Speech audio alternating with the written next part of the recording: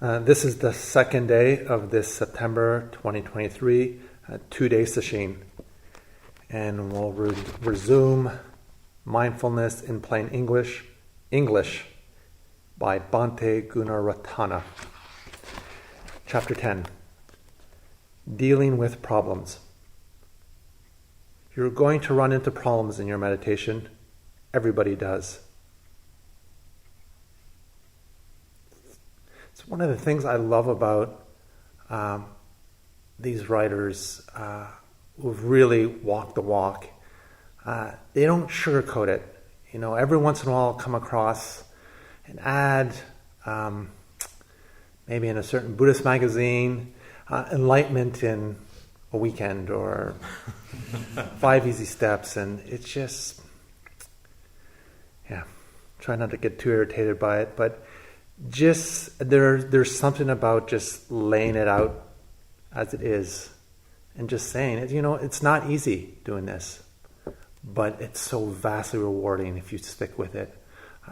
Ajahn Chah reminds me of Ajahn Chah as well, the Thai forest master. From the sections that I've read from him before on my own, he just lays it out bare. We are going to die.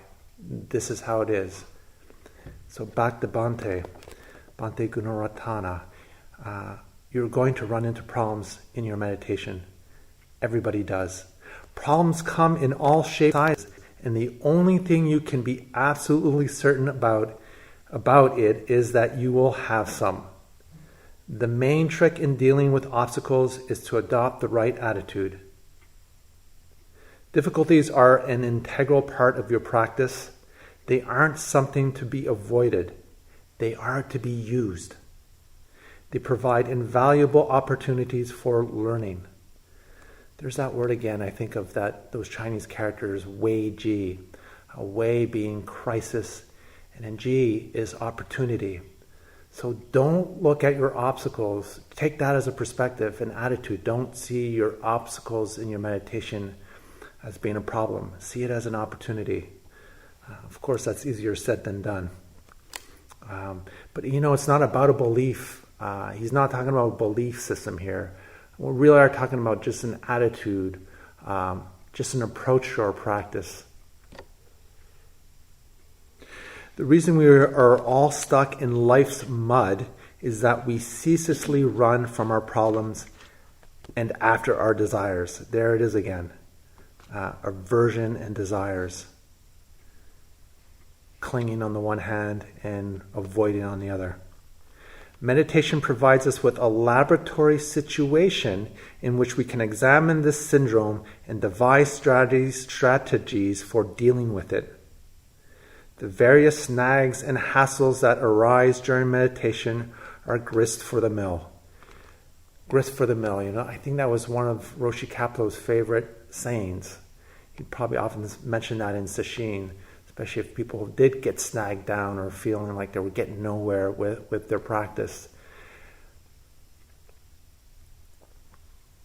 And in fact, it's reminded of the tombstone that we have of Roshi Kapleau's grave, which is just up above south end of the building, past the creek, and a little towards the left there. I guess that would be the east. You can see his tombstone, his gravesite, and it's actually a grist mill. I think that's what you call it. One of those round circular stones that pounds the grain. I'm saying this coming from a person that has no idea how you grind a wheat into flour, but that's what it used to be, a mill house, and we somehow have that stone from the mill house from long ago. All right, let's get back to it. The various snags and hassles that arise during meditation are grist for the mill. They are the material with which we work. There is no pleasure without some degree of pain. There is no pain without some amount of pleasure.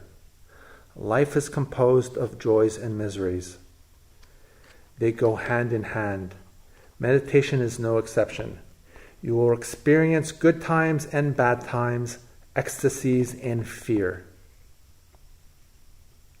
course, the trick to this is to not get caught up in your ecstasies or your fears. It's the same approach. You just notice it, don't do anything with it. You've shown a light on it, and just get back to the practice. So don't be surprised when you hit some experience that feels like a brick wall. Don't think you are special. All seasoned meditators have had their own brick walls. They come again and again. Just expect them and be ready to cope. Your ability to cope with trouble depends upon your attitude. If you can learn to regard these hassles as opportunities, as chances to develop in your practice. Start again. If you can learn to regard these hassles as opportunities, as chances to develop in your practice, you'll make progress. Your ability to deal with some issue that arises in meditation will carry over into the rest of your life and allow you to smooth out big issues that really bother you. This is such an important point. One of the really profound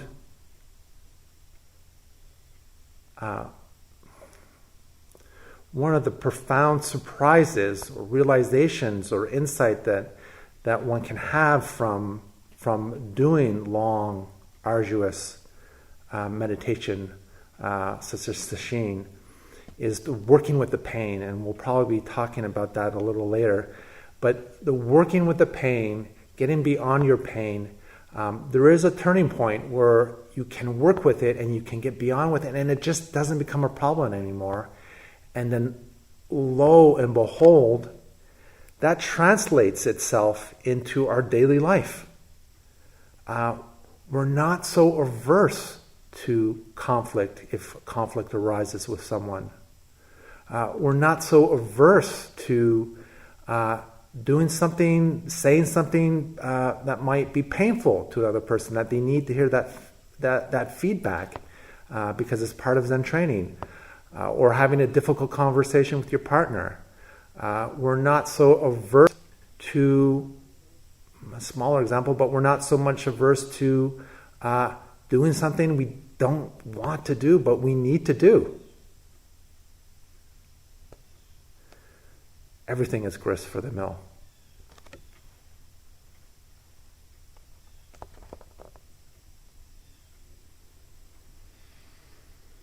If you try to avoid each piece of nastiness that arises in meditation, you are reinforcing the habit that has already made life seem so unbearable at times.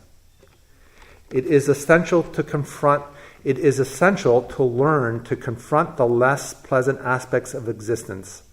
Our job as meditators is to learn to be patient with ourselves, to see ourselves in an unbiased way, complete with all our sorrows and inadequacies. We have to learn to be kind to ourselves. In the long run, avoiding unpleasantness is a very unkind thing to do to yourself. I'm going to repeat that because it's really important. In the long run, avoiding unpleasantness is a very unkind thing to do to yourself. Paradoxically, kindness entails confronting unpleasantness when it arises.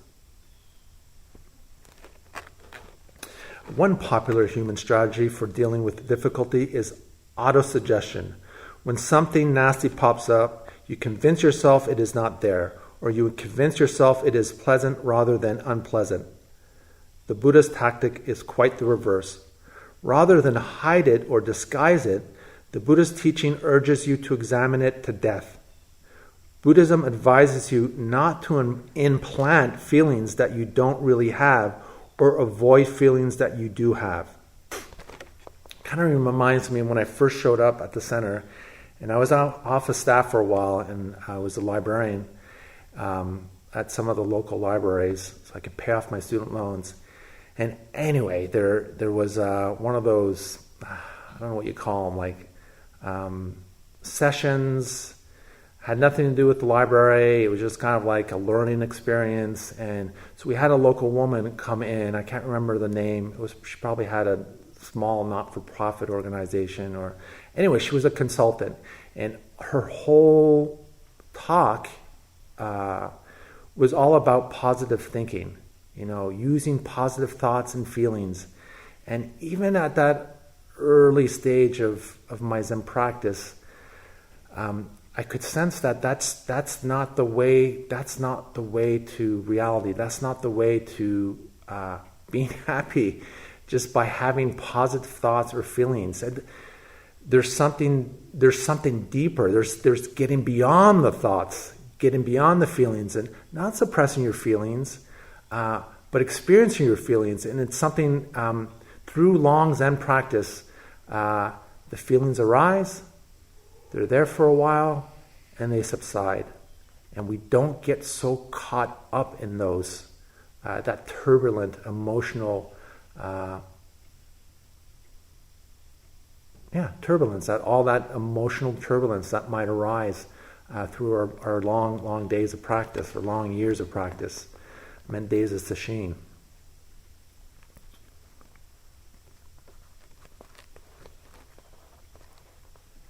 If you are miserable, you are miserable. That is the reality. That is what is happening. So confront that. Look it square in the eye without flinching. When you are having a bad time, examine the experience, observe it mindfully, study the phenomenon, and learn its mechanics. Well, this is mindfulness practice, which we don't do.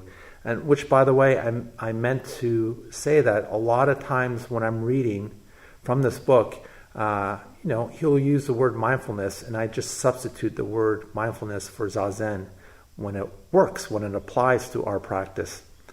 But this whole, square in the eye without flinching, yes. When you are having a bad time, examine that experience, observe it mindfully, study the phenomenon, and learn its mechanics. That we don't do. A lot, let's just use as an example anxiety. Anxiety pops up. We don't know why. We're feeling agitated, anxious.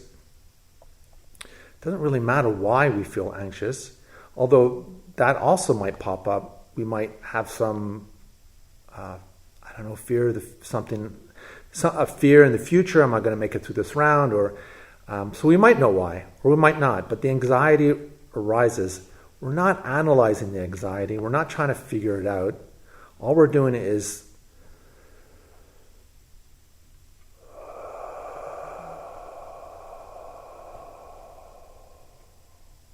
we're following the breath, just returning our attention to the breath. And the anxiety will be there. It has a beginning, it has a middle, and it has an end. And it will pass.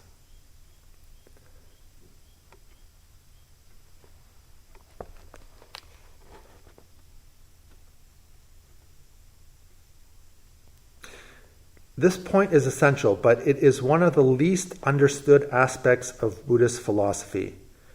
Those who have studied Buddhism superficially are quick to conclude that it is pessimistic, always harping on unpleasant things like suffering, always urging us to confront the uncomfortable realities of pain, death, and illness. Buddhist thinkers do not regard themselves as pessimists. Quite the opposite, actually. Pain exists in the universe. Some measure of it is unavoidable. Some measure of it is unavoidable.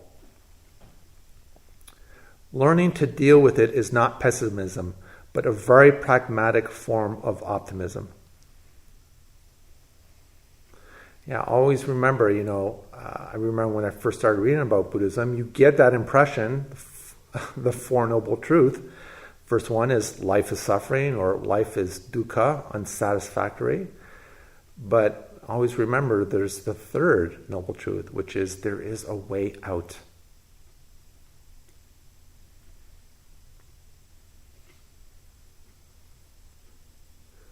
Learning to deal with it, that is pain, is not pessimism, but a very pragmatic form of optimism. How would you deal with the death of your spouse? How would you feel if you lost your mother tomorrow, or your sister, or your closest friend? Suppose you lost your job, your savings, and the use of your legs, all on the same day. Could you face the prospect of spending the rest of your life in a wheelchair? How are you going to cope with the pain of terminal cancer if you contract it? And how will you deal with your own death when that approaches? You may escape most of these misfortunes, but you won't escape all of them. Most of us lose friends and relatives at some time during our lives. All of us get sick now and then, and all of us will die someday. You can suffer through things like that, or you can face them openly. The choice is yours.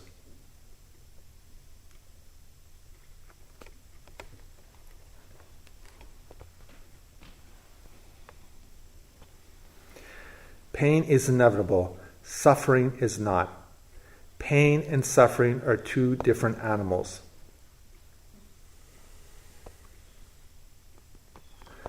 So just as an example of that, we're feeling pain in our lower back or in our knees. So yes, that's the pain.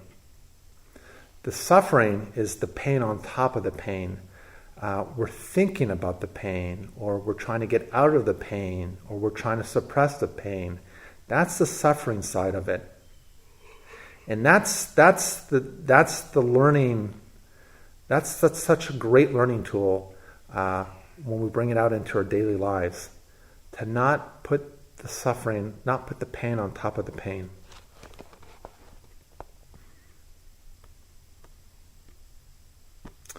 Pain is inevitable, suffering is not. Pain and suffering are two different animals. If any of these tragedies strike you in your present state of mind, you will suffer. I had to think about that one a little bit. If any of these tragedies strike you in your present state of mind, you will suffer. I think what he means there is by if you're thinking about the tragedy, if you're just mulling it over and over, of course a tragedy happens, you're affected by it. Again, it goes back to how would you deal with the death of your spouse? Well, you cry, you grieve. It's clean. You experience the pain of that loss. But it's then further down the road, say, where you're just constantly thinking about the pain or, thinking about the loss. Just get back to the practice. Just hold on to the practice. And then that way things open up. And things open up, if you start to cry, you start to cry.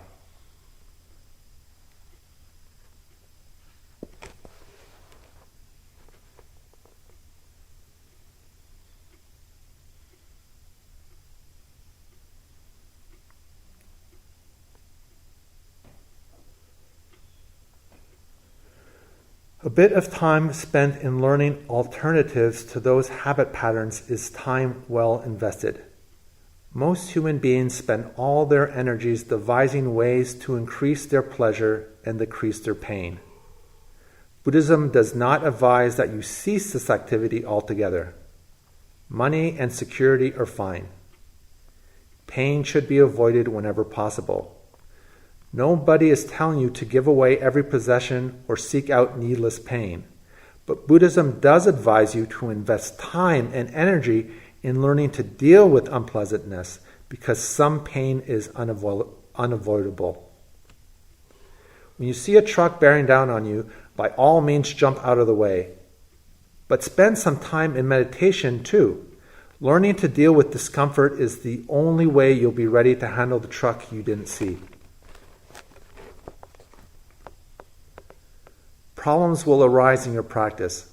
Some of them will be physical, some will be emotional, and some will be attitudinal. All of them can be confronted, and each has its own specific response. All of them are opportunities to free yourself. Problem 1, physical pain. All right, I think I'm going to skip physical pain. Because there are a lot of other problems that I want to get through. And if I get through all the other problems, then we'll go back to physical pain. So let's go right to problem 2. legs going to sleep. Well, I'm going to skip that one too. But just to mention, just a couple of things about legs falling asleep. Chances are that if your legs are falling asleep, you're pinching your sciatic nerve. I can't say that for 100%, but that's my experience. I had numbness in the legs for a while, and it was from sitting and pinching my sciatic nerve. So a couple of solutions to that is you might be sitting too far back on your cushion. So you're cutting off that circulation. So it's always ideal to sit on the front third of your cushion. So not too far back. Another thing you can try is to get some extra support underneath your cushion. Get some height there, and that kind of, you can kind of, what I often do if I'm sitting cross-legged, is I'll lift myself, I'm sitting cross-legged on the cushion, and I'll kind of lift my butt up into the air and then sit back down on it, the front third of the cushion, and connect my sitting bones onto the cushion. So it's good to connect your sitting bones. You can actually feel them there in your butt, to have those sitting bones connected onto the cushion. So, that's just a couple of tricks. If your legs continually falling asleep, then there's a problem there. You have to adjust. But, every once in a while my leg falls asleep. And, I adjust my posture a little bit, and Bob's your uncle. All right, legs going to sleep. Next. Problem 3, odd sensations. Makyo. Makyo, for those who don't know, is that Japanese word which means all sensory phenomenon that we might experience. It could be hallucinations, it could be auditory, it could be texture on the body. Some people are really prone to it, and some people are not, and everyone in between. Everything in between, that is. All right. People experience all manner of varied phenomena in meditation. Some people get itches. Others feel tingling, deep relaxation, a feeling of lightness or a floating sensation. You may feel yourself growing or shrinking or rising up in the air. Beginners often get quite excited over such sensations. Don't worry, you are not likely to levitate anytime soon. As relaxation sets in, the nervous system's As relaxation sets in, the nervous system simply begins to pass sensory signals more efficiently. Large amounts of previously blocked sensory data can pour through, giving rise to all kinds of unique sensations. So fascinating. I've never actually read it quite that way. Large amounts of previously blocked sensory data can pour through, giving rise to all kinds of unique sensations. It does not signify anything in particular. It is just sensation. So simply employ the normal technique. Watch it come up and watch it pass away. Don't get involved.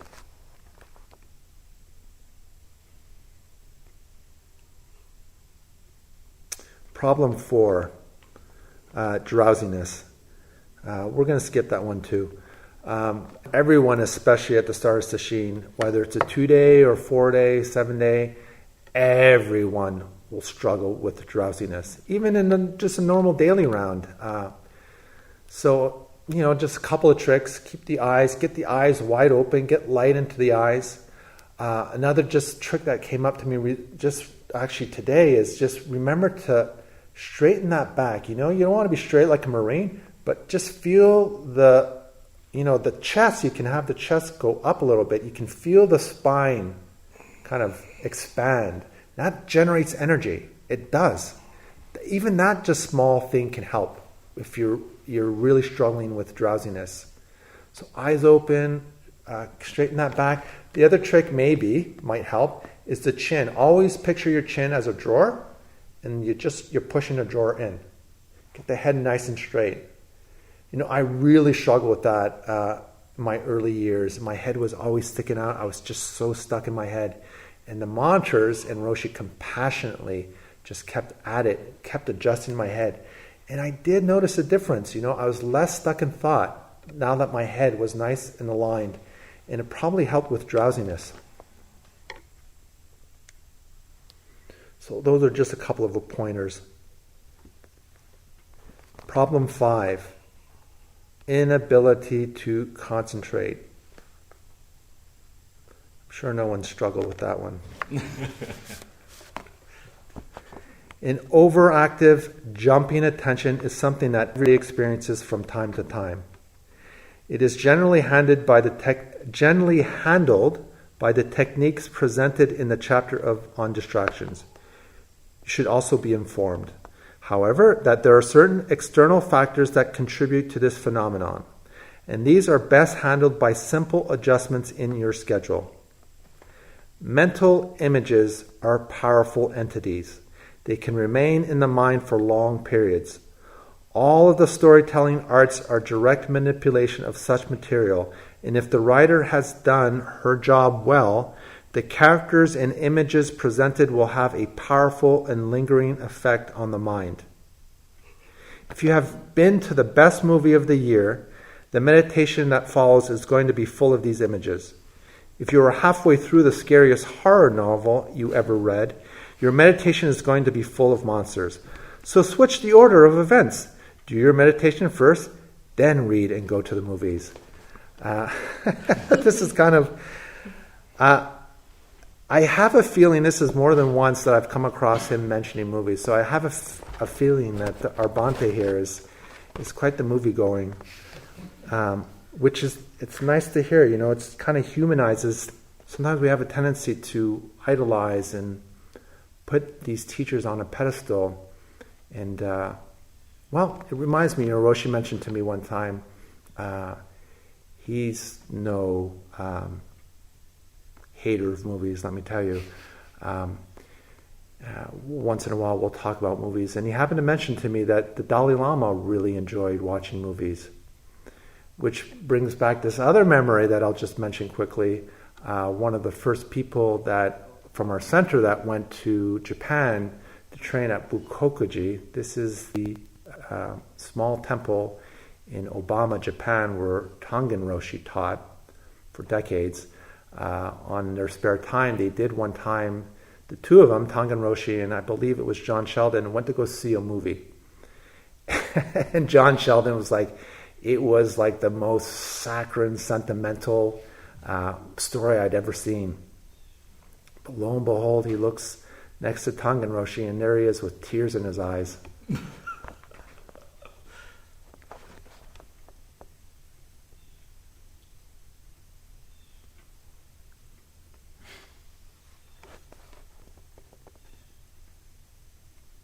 Another influential factor in your own emotional state.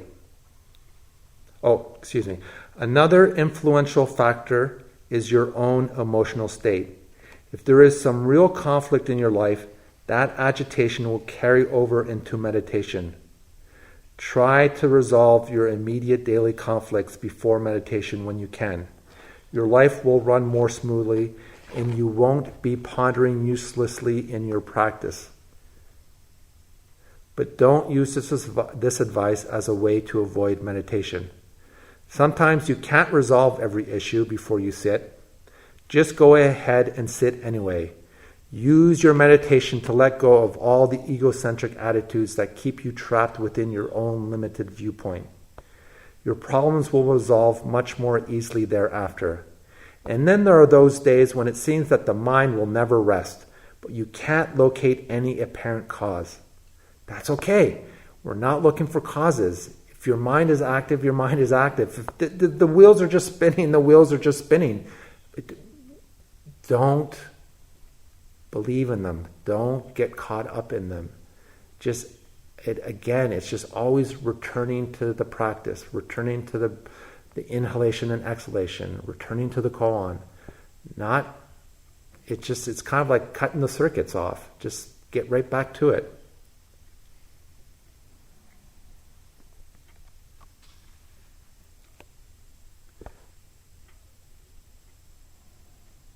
And then there are those days when it seems that the mind will never rest, but you can't locate any apparent cause.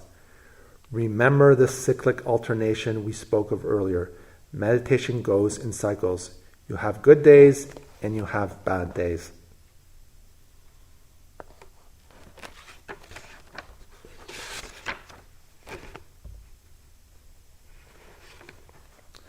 Problem 6. Boredom. It is difficult to imagine anything more inherently boring than sitting still for an hour with nothing to do but feel the air going in and out of your nose. You're going to run into boredom repeatedly in your meditation. Everybody does. Boredom is a mental state and should be treated as such. All right, then he mentions a couple of mindfulness techniques that I'm going to skip over. You are not observing its living reality. He's talking about the method, the practice. When you are clearly mindful of the breath or of anything else, it is never boring. Zen looks at everything with the eyes of a child, with a sense of wonder. Mindfulness sees every moment as if it were the first and the only moment in the universe. Just this.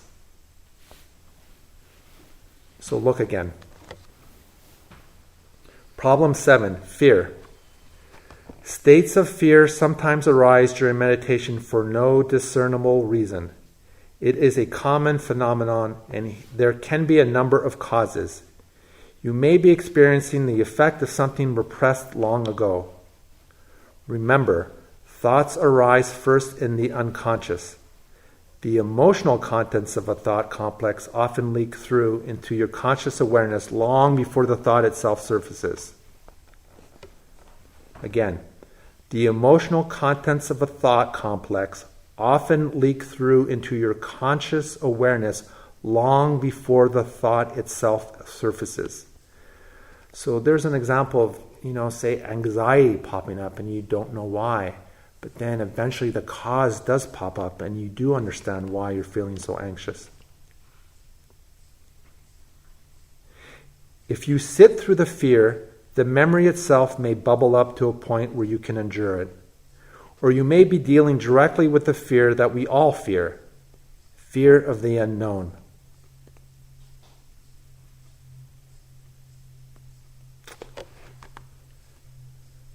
Yeah, fear of the unknown.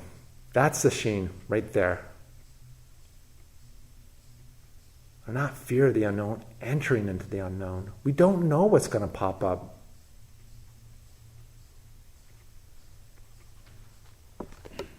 At some point in your meditation career, you will be struck with the seriousness of what you are actually doing. You are tearing down the wall of illusion you have always used to explain life to yourself and to shield yourself from the intense lame reality. You are about to meet ultimate truth face to face. That is scary, but it has to be dealt with eventually. Go ahead and dive right in.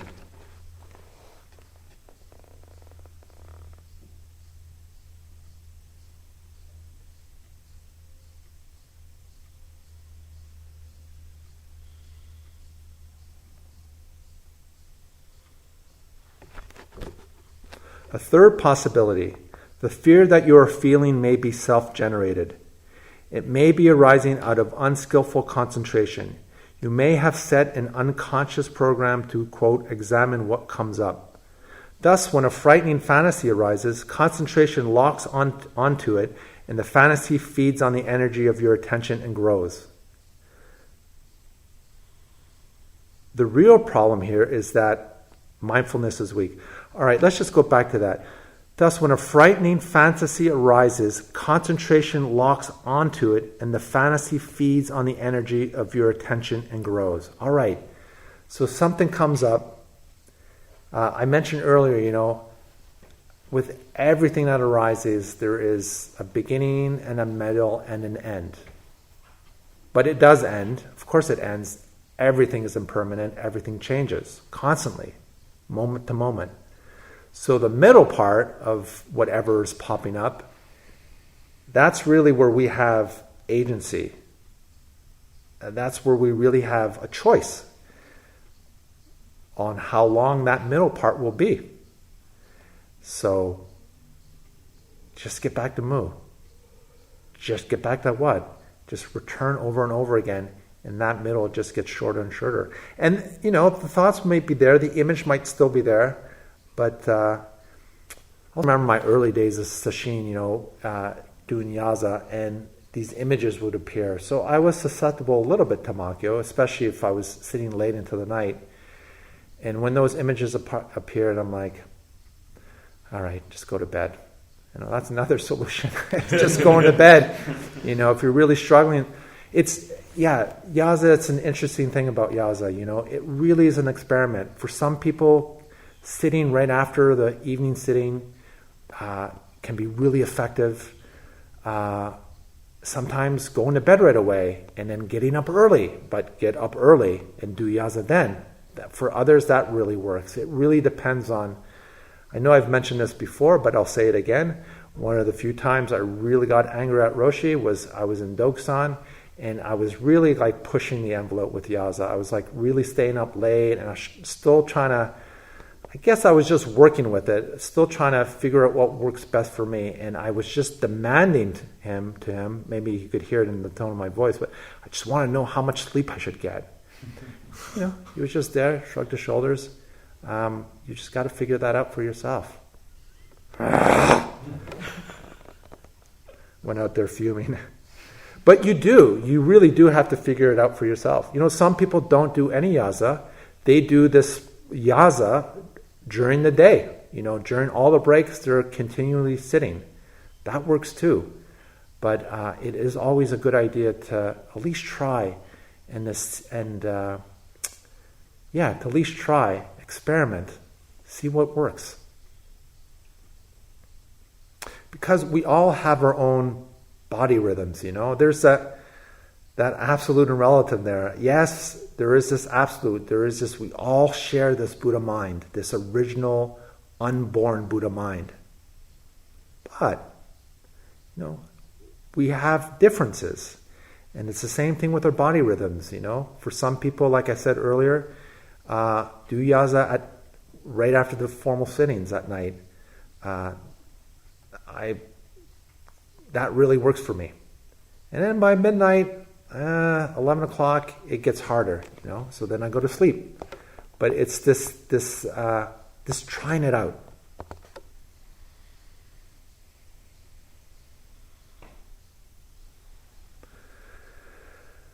Where were we?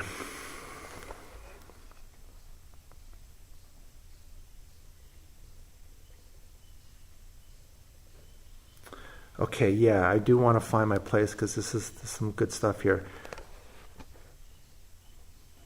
Watch the pictures as, okay, so we're going back to, say, Makyo. Watch the pictures as pictures. See memories as memories. Observe the emotional reactions that come along and know them for what they are. Stand aside from the process. Excuse me. Stand aside from the process and don't get involved. Treat the whole dynamic as if you were a curious bystander. Most important, don't fight the situation. Don't try to repress the memories or the feelings or the fantasies. Just step out of the way and let the whole mess bubble up and flow past. It can't hurt you. It is just memory. It is only fantasy. It is nothing but fear.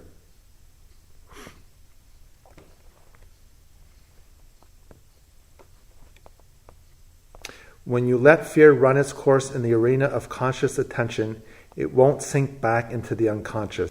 It won't come back to haunt you later. It will be gone for good.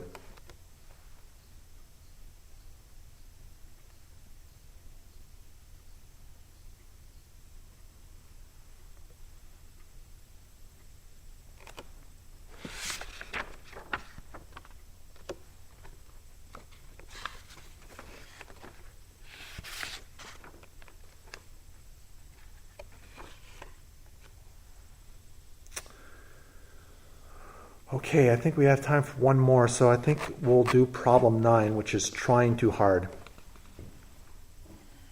Advanced meditators are generally found to be pretty jovial people. They possess one of the most valuable of all human treasures, a sense of humor. It is not the superficial witty repartee of the talk show host. It is a real sense of humor. They can laugh at their own human failures. They can chuckle at personal disasters.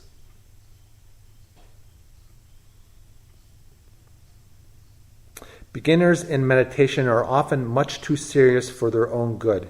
It is important to learn to loosen up in your session, to relax in your meditation. You need to learn to watch objectively whatever happens. You can't do that if you are tensed and striving, taking it all so very, very seriously.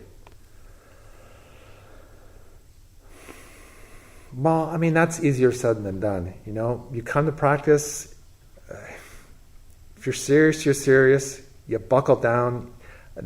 I just think of, it's important to relax the body, relax the mind, I think so many of us come to this practice, for whatever reason, we're trying to white knuckle the pain, and that's not the approach you need to take to practice. There's just this sense of cutting off or repressing or suppressing, just this kind of harshness. But of course, I mean, is that how we come to our practice? That's how we come to it. But if you're effectively doing sitting and sesshin after sesshin, that things will change. Things will organically, naturally change, and we don't get so kind of we reach. I think what happens is through the practice, through doksans, through teishos, you can't not help but change with the practice. And then at a certain point, I think we realize the white knuckling it just is not going to work. It might work for a short period of time, but in the long term, I think we just naturally soften, and the mind and the body just becomes more relaxed, and we don't approach it that way as much anymore. We're not just trying to bear down, white knuckle the pain or the koan or the following of the breath. But it's something we all need to get through.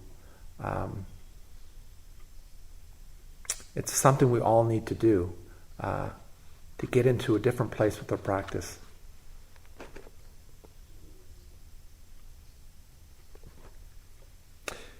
Here we go. New meditators are often overly eager for results. They are full of enormous and inflated expectations. They jump right in. Good. Jump right into the practice. They jump right in and expect incredible results in no time flat. Okay, not so good. They push. They tense. They sweat and strain, and it is all so terribly, terribly grim and solemn. This state of tension is the antithesis of mindfulness. Naturally, they achieve little. Then they decide that this meditation is not so exciting after all. It did not give them what they wanted. They chuck it aside. It should be pointed out that you learn about meditation only by meditating. You learn what meditation is all about and where it leads only through direct experience of the thing itself.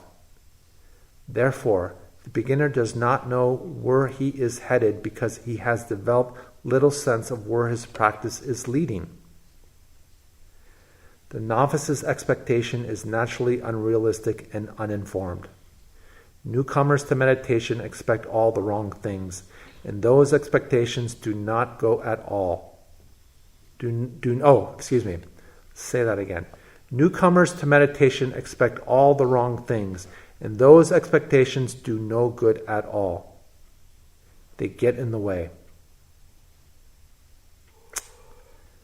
That's what's so great about Doksan, is just tearing down those expectations. Nope, ring. Roshin just happened to mention to me this recently. You know that ringing of the handbell? That is his way of expressing faith in the student. So that's, yeah. But again, the teacher is there to pull the carpet from underneath your feet. Not this, not that. Nope. Keep going, keep going. Don't give up.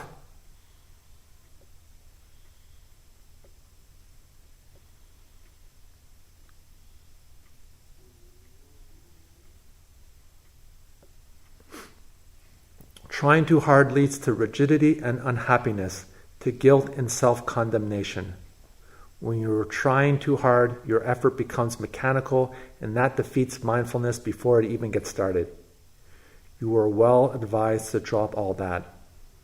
Drop your expectations and straining. Drop your expectations and straining. Simply meditate with a steady and balanced effort. Enjoy your meditation and don't load yourself down with sweat and struggles. Just be mindful. The meditation itself will take care of the future.